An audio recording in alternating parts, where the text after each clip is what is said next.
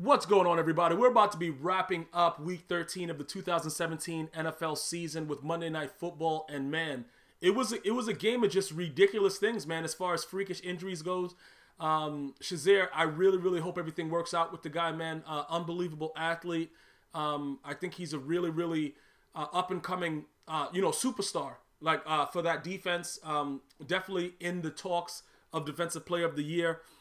Freakish the way he just went down on that hit. It didn't even seem like it was something that would cause that. But it just reminds you of how violent football is and why these players make so much money from going out there. You know what I'm saying? It's something that people have to always recognize. But like I said, the reason that I don't really, I'm not one of those guys that's like, I wouldn't let my kid play football is because injuries, they happen in any sport. It does, it's more likely to happen with the NFL, but it happens anywhere. I've seen people get injured with sports that you're like, that sport doesn't even, how did he get injured with that? It just happens. But I definitely, I know a lot of you guys, even if you're not a Steelers fan, definitely got your prayers up for Ryan Shazier.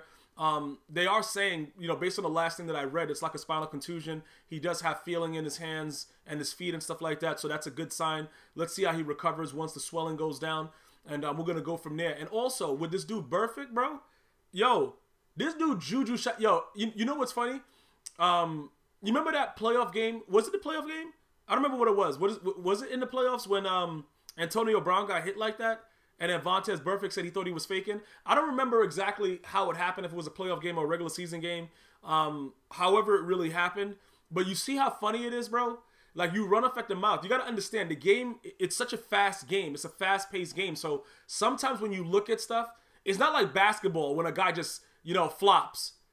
It's high-speed guys that are possibly taking, performance-enhancing drugs and just haven't been caught yet, running at, ridiculously fast speeds and colliding with other people.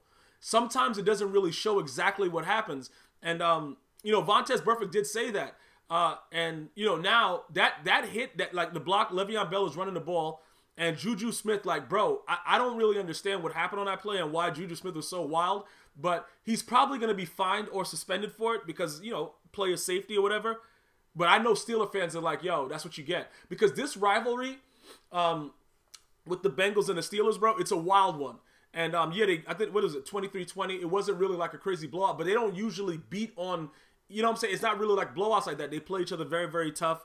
And it's usually how it ends, how it goes on for the entire game. But this game was just crazy because dudes were just getting carted off like a video game. You know, back in the day, the old school Maddens, when they used to have to stop the play and the ambulance truck came out, picked the player up, took him out. Like, it was really wild. But all in all, the Shazier injury is what really caught my eye based on this entire game. And, I just wanted to make sure everybody knows that, my prayers and everything goes out to this guy. Hopefully he recovers well and gets back out on the field.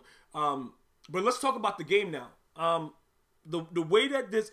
Let me tell you something about the Steelers. Like, they got to win, right? And like I tell you guys, every time you win a game in the NFL, it's a hard-fought thing. You're not just winning games. It's very difficult. But I will tell you this. The Bengals are a team that the Steelers, I don't care about the rivalry situation. This game shouldn't have been this close. Now, you're probably going to say, yeah, bro, but that doesn't make sense, blah, blah, blah. Listen, let me explain to you why, right? We're later on in the season to where we're trying to figure out, where a team's going to go. And if you're a smart person, like I know my viewers are, you're probably saying the Patriots is going to be a very tough team to beat. Regardless if you like Tom Brady, you like Bill Belichick, whatever you like.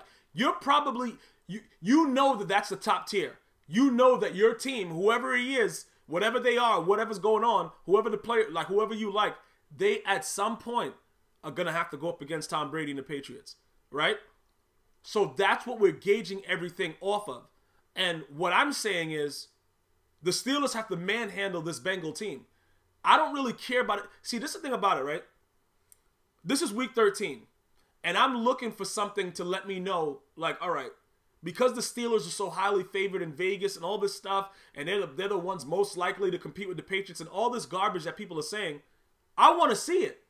You know what I'm saying? And I've been very open and vocal about, I think Ben Roethlisberger has already retired. I've been very vocal about this, bro.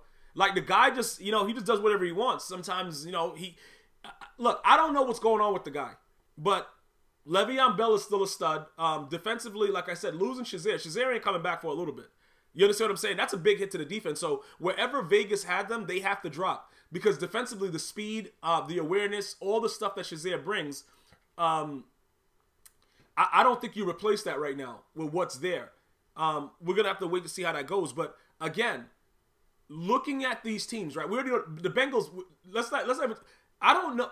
Yo, Marvin Lewis, bro, like, it's just so many things that goes on with this team, and then I look at Marvin Lewis, and I just get even more enraged, and I just think that ownership needs to follow suit with what the Giants just did. You know, just fire everybody, bro. Just walk down, start firing cheerleaders. You know what I'm saying? Like, oh, what is that? What is that? That's a squirrel? Fire the squirrel, too. Like, whatever's on the field. Just get rid of, because you know what it is? The Bengals organization is sort of like that Jeff Fisher effect. I don't think that the Bengals are going to win anything while Marvin Lewis is the head coach. And you guys might say, yeah, you know, he's done good things. But I understand all that. But the guy, he's not that guy. He's probably a great guy. You know what I'm saying? He probably washes his hands after he used the bathroom. Like, he's probably a really good guy. But he's not a good NFL head coach.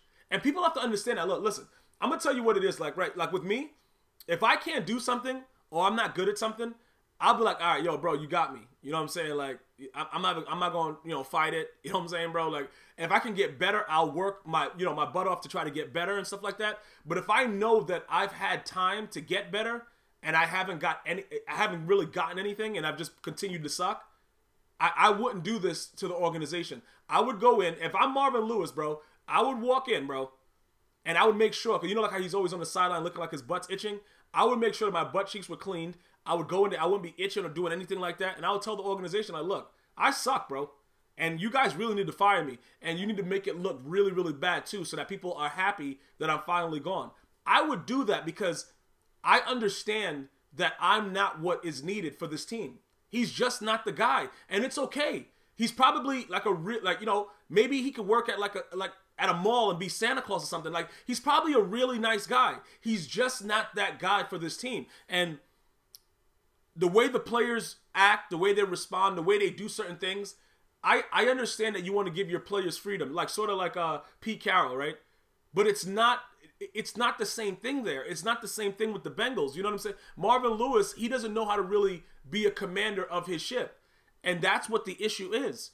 And I just think that as far as Cincinnati goes, you should probably, you know, figure out, like, look, this guy right here, you know, I don't know what he's doing. At some point, you got to say that. You know, the guy goes to the playoffs, you know, he loses. He's usually a really good, you know, good regular season team. Now the team just terrible. Like, it's starting to get to the point where now you have to make a move because it's affecting everything. The fan base, I'm pretty sure the fans are not excited about seeing him on the sideline anymore. He's not doing anything for them to be excited about. Like, unless you like losing. Like, some people like losing. I don't know if it's an in thing, but some people like it. But that's pretty much what the Bengals are right now. Like, me, when I analyze games, right, especially right now in the season, like, what is this, 4 more weeks left to the regular season. And I'm looking and I'm trying to figure out exactly where I want to go. What team could possibly do this, do that, whatever, right? And obviously, like I just said previously, Shazier, however you want to say his name, that's a huge hit. He's a very, very good middle linebacker, so that's going to affect the defense heavily. The Steelers are not beating the Patriots week 15. So now that we understand that, where do we go from there? And like I said before, the Bengals probably can't beat some college teams. I don't know what they're doing.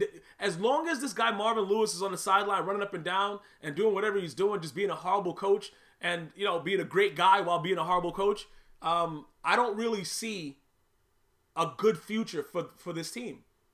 You as an owner, you have to make a decision and know that it's time to move in a new direction. Sometimes, you know, owners move too fast. Like, they fired Lovie Smith from the Bucs. I don't think they should have fired him. I don't like Lovie Smith as a head coach, but I thought that he was doing some things that were pretty good. But I think I think he still sucked. But that was kind of a fast firing. Marvin Lewis been there forever, bro. Something got to give. So all in all with the game, you know, other than the injuries, it wasn't really like, oh my goodness, wow, exciting game. Those are the things that I really focused on. My mind kept saying, Marvin Lewis needs to get fired. The entire game. I wasn't even really watching the game. I'm just thinking of looking at him on the sideline like, why is this guy facing like that? I don't know. Do you guys do that sometimes? Whatever. It is what it is, man. But that's pretty much the assessment. The Steelers were able to break away with a win. Prayers up for Shazier. Let's see what happens with Burfict. I want to thank you guys and girls for listening to this podcast. Definitely like, share, subscribe. We're on iTunes, Android, iHeartRadio. And I'll see you guys and girls next time. GmiasWorld. One love.